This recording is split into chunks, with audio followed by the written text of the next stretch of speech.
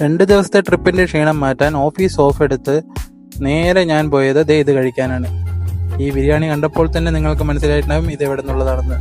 Best Rawther biryani Palakkad ലഭിക്കുന്ന പാലക്കാടിന്റെ സ്വന്തം NMR ബിരിയാണി ഹൗസിലേക്കാണ് ഞാൻ വന്നിരിക്കുന്നത്.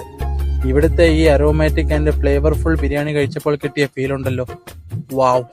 ബിരിയാണിയും കഴിച്ച് ടൈം പാസ് ചെയ്യാൻ വേണ്ടി ഞാൻ നേരെ കയറിയത് അമീർ ഖാന്റെ പുതിയ ഫിലിമായ സിത്താരെ സമീൻ പർ എന്ന മൂവി കാണാൻ വേണ്ടിയാണ്. The movie went really well and I thoroughly enjoyed it.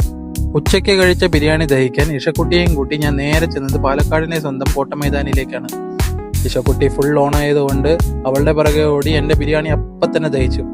അതുകൊണ്ട് തന്നെ അവളെയും പൊക്കിയെടുത്ത് ഞാൻ നേരെ വീട്ടിലേക്ക് തന്നെ തിരിച്ചു. ബിരിയാണി, മൂവി, ട്രാവൽ, ഇതൊക്കെ നമ്മൾ കാഷ്വലായി സ്പെൻഡ് ചെയ്യാറുള്ളതല്ലേ.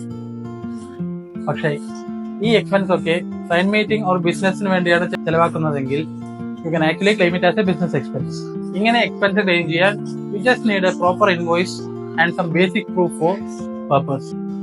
സോ എക്സ്പെൻസ് അല്ല, ടാക്സ് സേവ് ആണ്.